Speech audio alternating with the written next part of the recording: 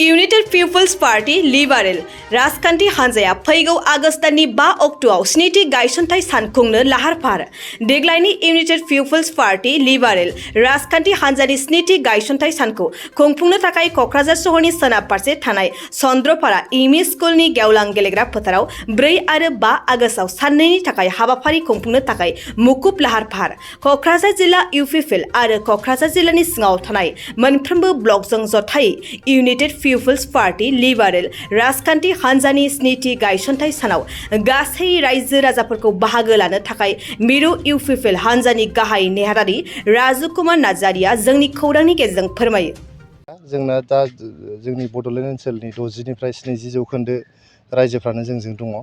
जोंनि भटारफ्रा जोंजों दङ। नोंथांमोना नुदों जों गासै 8था MLA सिट मोनदोंमोन। बेनि गेजेराव जों 7थाखौनो जों देरहानो हादों बड'लेण्ड ओनसोलनि गासै। होमबा जोंना 90% स्ट्राइक रेट। आरो मोननाय मोनैनि खोथाया बे माने माखासे थिकादारफ्रा बुंदों जानो हागौ। नाथाय नोंथांमोना नुगोन मोनफ्रोमबो BCDCनि सिङावनो दिनै 400निफ्राय 500 जन गोरिब न'खरफ्रा अरुण'दयनि पेन्सन मोननो हादों। नैबे मासनिफ्राय अरुण'दयआ 1250 थाखा जासिगोन। दासिमाव जों 1000 खरि मोनगासिनो दंमोन। बेखौ मोननो हादों। मोनफ्रोमबो BCDCनि सिङावनो नोंथांमोना नुदों 400निफ्राय 600सो प्रधान मन्त्रि आवास योजनानि सिङावहाय PMAY-Gनि न' मोननो हादों। आरो बे न'फोराव थाइसेबो रां लायालासिनो बेखौ जाहाथे लुफुंजोबथारनो हायो। जिहेतु सिगांनि सरकाराव गोबां न'फ्रा लुफुंजायाखै आरो गोबां रां जाख्ल'नायनि थाखायनो बेफोर न'फोरखौ लुफुंनो हायाखैमोन। दा खिन्थु मोनसे BCDCनि सिङावनो माने न' होनो मानसियानो गैला। मोनसे गामियाव 20था 25था न'खरा न' मोनदों। गथिखे न' होनांगौ फेमिलि नागिरनो हयथ' फैगोन बोसोरनिफ्राय जों मोननायानो नंला। ओंखायनो देग्लायहाय जोङो मेसिभ भाबै मोनफ्रोमबो BCDCआव बेफोर न'फोरखौ होनाय जादों।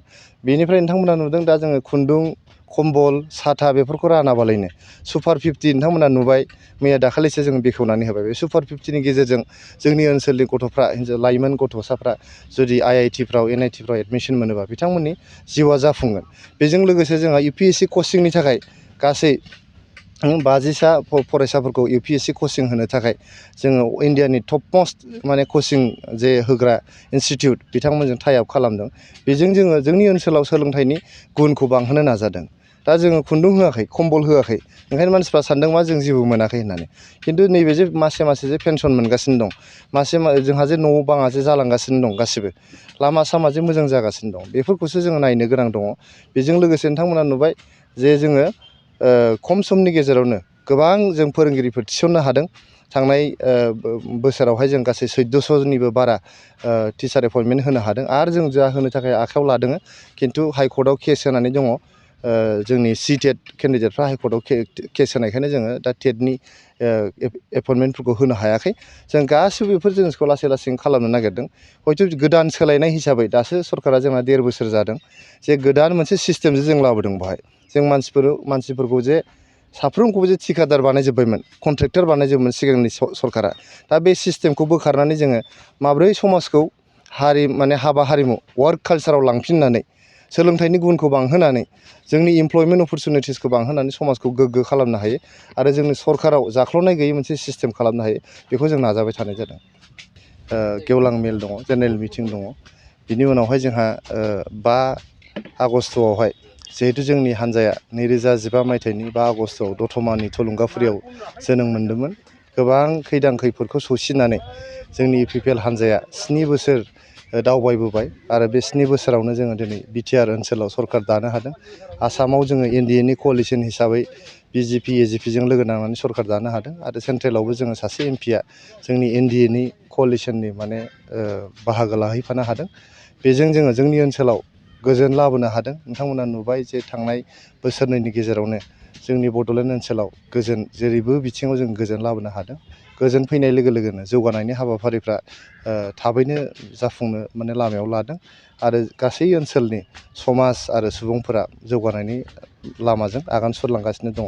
दा बेवहाय जोङो 4 आरो 5 थारिखआव जोंनि हान्जानि मावथि फारिया लोगोफोर लोगोसे जोंखौ मोजां मोनग्रा रायजो राजाफोरखौहाय गाजा गोमजायै बाहागो लानो थाखाय खावलायदों। स्पेसियेलि जोंनि नैबे बनरगाव ओनसोलनि चन्द्रपारा गेलेग्रा फोथाराव क'क्राझार डिस्ट्रिक्ट कमिटि UPPL आरो क'क्राझार डिस्ट्रिक्टनि सिङाव थानाय गासै 9 ब्लकफोरजों लोगोसे सेन्ट्रेल कमिटि UPPL आ गोबां हाबाफारि रं बिरं हाबाफारि लानानै बेवहाय गाजा गोमजायै जों फालिगोन। बेखायनो रायजो राजाफोरखौ लोगोसे जोंनि मावथिफारिया लोगोफोरखौ बाहागो लाफैनो थाखाय खावलायहरनाय जाबाय। नोंथाङा सरखारि साख्रि नागिरदोंना?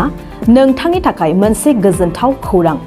नोंथांनि थाखाय दं एडुकेट पइन्ट, जेराव नोंथाङा सोलोंथाइ लानायनि गेजेरजों सरखारि साख्रिनि गुबुन गुबुन रोखोमनि गोब्राब आनजादफोरखौ उथ्रिसारनो हागोन आरो गावनि आथिङाव गसंथानो हागोन। बे एडुकेट पइन्टआव नोंथांमोना SCC, bank PO, bank clerk, bank SO, UPC, FSC, defence, railway, state insurance, AAO, ADO एसिस्टेन्टजों लोगोसे स्टेट लेभेल जब आरो माखासे सरखारि साख्रिनि आनजादाव गोनांथि जानाय आयदाफोराव सोलोंथाइ लानो हागोन। मख'नो गोनांदि बे सोलोंसालियाव साख्रिनिल' नङा, बेयाव MBA आरो सैनिक स्कुल बायदियाव एडमिशननि थाखाय एन्ट्रेन्स होनो थाखायबो सोलोंथाइ लानो हागोन।